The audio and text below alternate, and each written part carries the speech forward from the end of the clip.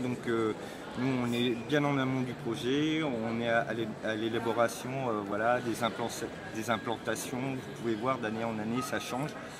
Et donc on fait des plans, on met tout en œuvre avec les différents prestataires, les bénévoles, toutes les personnes, les 400 personnes qui travaillent sur l'événement, entre le personnel technique de la cité, les personnels de production de la cité, d'implantation, à ce qu'on a envie de faire soit en place, quoi. Okay. Pendant le festival, on est justement là pour que tout se passe le mieux possible, c'est-à-dire, comme on vient de l'évoquer là au niveau de la sécurité, des fluides, des gens, qu'il n'y ait pas de bouchons, mais aussi les petites problématiques des exposants qui leur manque une chaise ou deux. Voilà, nous on...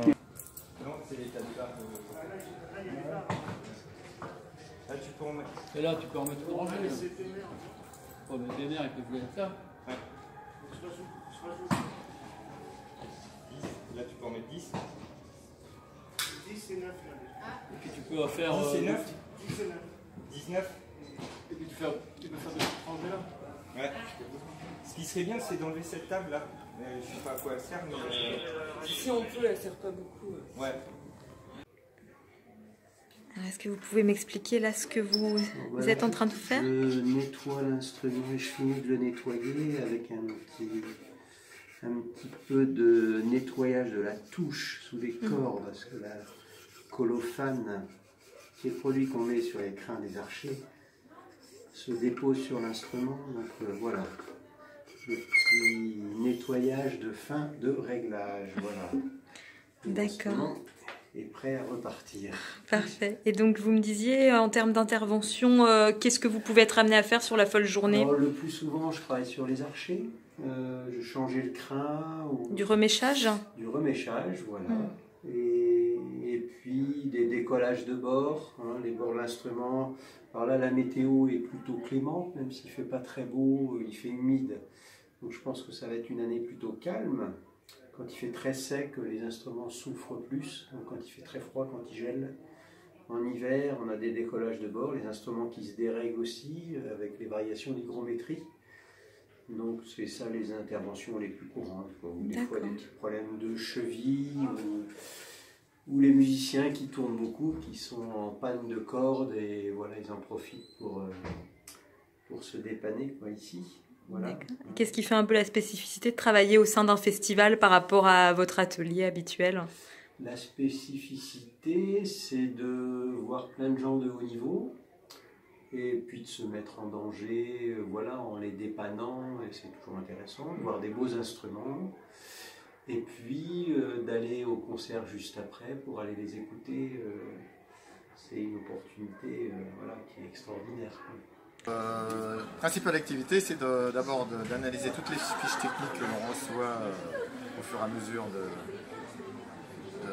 des semaines, de regarder ce qu'il faut aussi, surtout comme instrument et d'espace scénique. Et ensuite, il faut prévoir aussi la planification du personnel, technique, régisseur, machiniste, électricien, pour être là, présent pendant toute la semaine, du mercredi au dimanche. D'accord. Voilà. Et c'est quoi le plus compliqué à gérer? Le plus compliqué, c'est surtout les déplacements d'instruments, les demandes d'instruments, donc on les loue principalement, et c'est de naviguer d'une salle à une autre, de prévoir un planning de déplacement d'instruments. Aujourd'hui, à faire tout ce qui est lumière, c'est-à-dire que je vais m'occuper d'éclairer la salle, éclairer les artistes, et puis de gérer les différents niveaux. On a plusieurs contraintes, on a les instruments qui peuvent chauffer, donc il ne faut pas mettre trop fort pour ne pas faire chauffer les instruments et les désaccorder. Et puis il faut aussi quand même que les artistes puissent avoir des répétitions, et puis que les gens voient les artistes aussi, parce qu'on peut aussi baisser la lumière des visages des artistes. Mais et vous êtes en lien avec les artistes? Ils ont des desiderata précis par rapport à la lumière?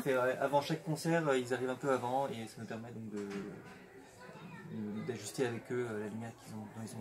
Très bien. Pas de demande trop incongrue à ce niveau-là? Non, Non, on a des types de demandes particulières pour couper des petits éclairages de secours qui peuvent gêner, déstabiliser un peu les artistes, mais c'est rare. Alors on nourrit tous les artistes, les techniciens qui montent les scènes, qui montent tout ce qui est pupitre et chaises, donc ce qui fait environ 9000 couverts environ à la semaine, donc environ je dirais de 500 jusqu'à 800 personnes par service, midi et soir. Donc là on est un traiteur lyonnais, Bivouac Catherine. On travaille dans le monde entier, en Europe, en France, on fait tous les grands événements sportifs et puis les festivals également. C'est la première fois à la folle journée C'est ou... deuxième année. Deuxième année. Et qu'est-ce qui fait un peu la spécificité de ce festival en termes d'organisation Le gros volume, je dirais. Beaucoup de couverts sur une longue période.